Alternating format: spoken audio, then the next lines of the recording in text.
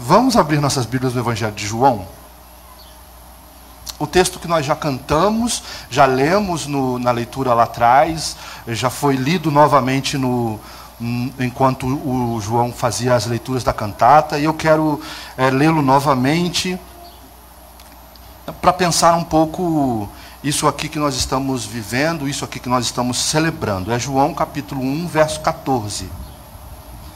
Os evangelistas falam de alguma forma, uns com mais ênfase do que os outros, mas falam do nascimento de Jesus, fazem menção ao nascimento de Jesus. Alguns, como Lucas, faz uma descrição minuciosa, não é?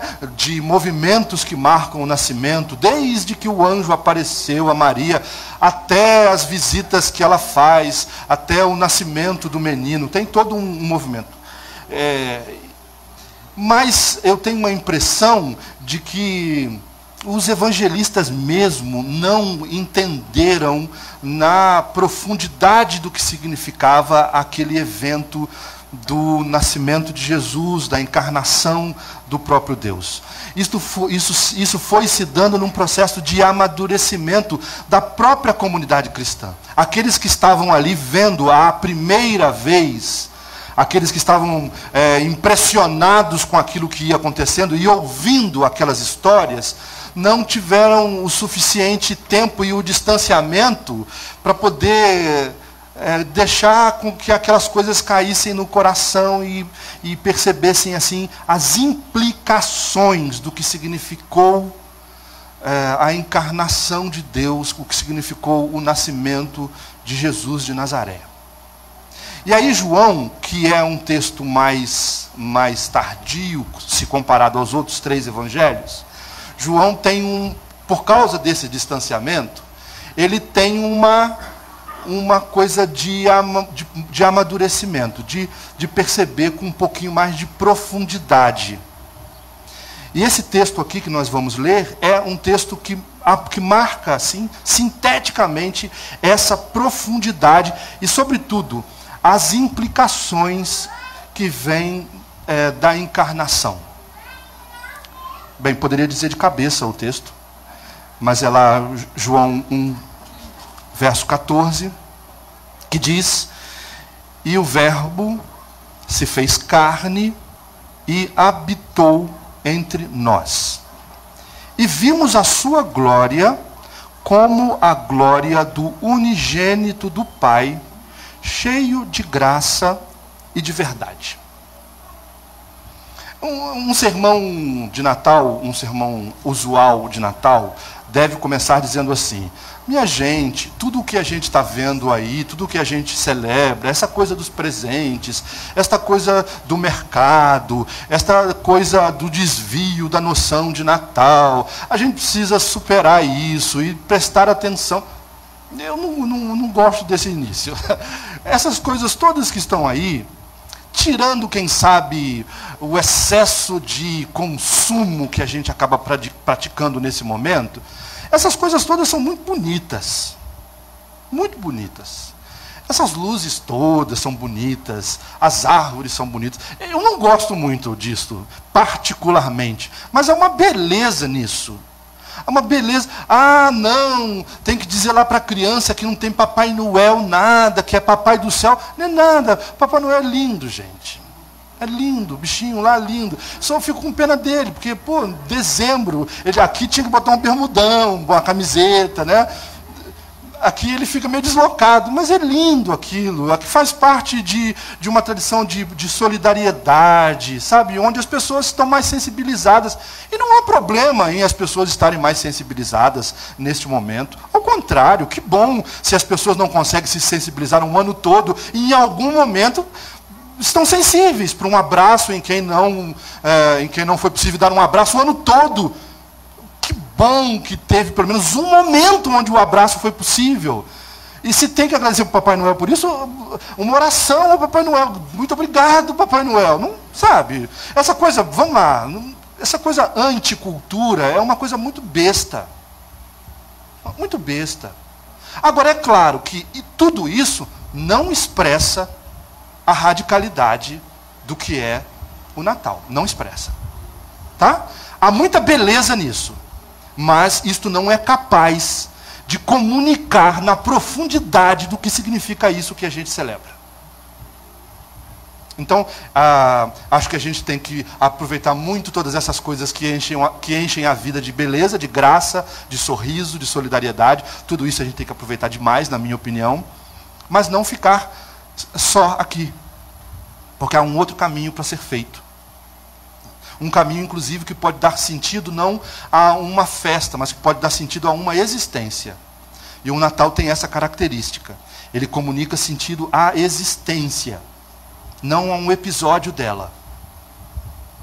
Os episódios são muito importantes, mas ganhar consistência na vida inteira, isto é insuperável. Esse texto que nós lemos, eu dividiria em dois. Tão pequeno, mas acho que dá para rachar em dois. A primeira parte é esta: e o Verbo se fez carne e habitou entre nós. Essa semana que passou, acho que foi a semana que passou, eu trabalho na Universidade no Rio, na PUC do Rio, e aí me pediram para falar. Tinha um evento da semana toda que foi feito num pátio de um dos prédios da PUC. E é um lugar que todo mundo transita e todos os eventos acontecem ali. Todas as manifestações, os coletivos, as discussões e também a brincadeira. Ali a Maria está aqui, no pilotis do Kennedy.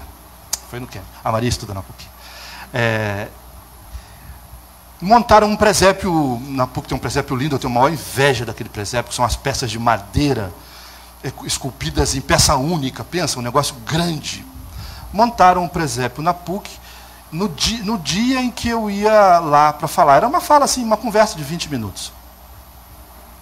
E fizeram um varal de poesia sobre o Natal, de vários poetas brasileiros, e outros de fora.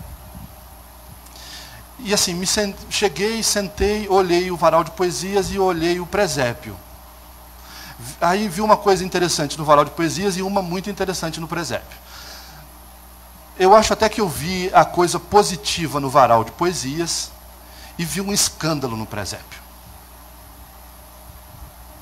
O presépio, no lugar de uma estrela, que é essa marca, né, que o texto bíblico faz, uma estrela que foi anunciando e foi identificando o lugar do menino, o presépio não tinha uma estrela, tinha uma cruz. Aquilo me escandalizou um horror, e depois eu vou dizer por quê. E o varal de poesias tinha a tentativa de dizer a beleza do nascimento de Jesus, mas que numa linguagem que é uma linguagem muito diferente dessa que a gente está habituado a dizer essas coisas da nossa fé. Porque a gente habituou a dizer as coisas da fé com uma linguagem, com uma gramática que é muito limitada. Muito limitada. Porque, infelizmente, a gramática que a gente conseguiu produzir no interior das nossas igrejas, ela se destina a só uma parte da vida. A gente não tolera a vida nas suas circunstâncias. A gente não tolera muito a vida não domesticada. A vida não domesticada, a vida selvagem, a vida rebelde, a vida real, portanto. Aquela que vem com prazeres os mais bonitos, mas dores as mais profundas. Geralmente a gente consegue ficar com a vida na média, mas não consegue ficar com a vida na sua expressão mais alta, nem na sua expressão mais baixa. E naquele varal de poesias, eu fui vendo assim expressões sobre o Natal que contemplavam a vida numa dimensão muito, muito, muito, muito ampla. Aí fiquei muito feliz com isso, de poder ver isto. Mas, quando me sentei, a única coisa que eu lembrava era da cruz do presépio. Porque, assim, falar sobre o Natal aqui na igreja mole, né? A gente supostamente comunga de uma mesma linguagem. Mas que sentido isto tem para as pessoas que não frequentam esses ambientes? Sabe, que sentido tem isto que a gente celebra para nós mesmos fora desses ambientes?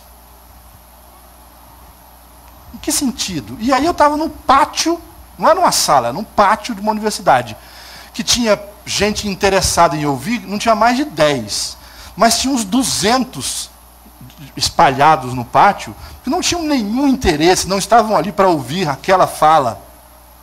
E eu fiquei me perguntando o que isso tem para dizer, que isso pode comunicar para todos esses que não se sentaram aqui de propósito. E assim, naquele momento tive uma clareza de que aquela poesia que não era intencional, que não falava na linguagem da religião, tinha maior poder de comunicar o sentido daquilo que a gente estava celebrando do que aquele presépio que tinha a intenção de fazê-lo.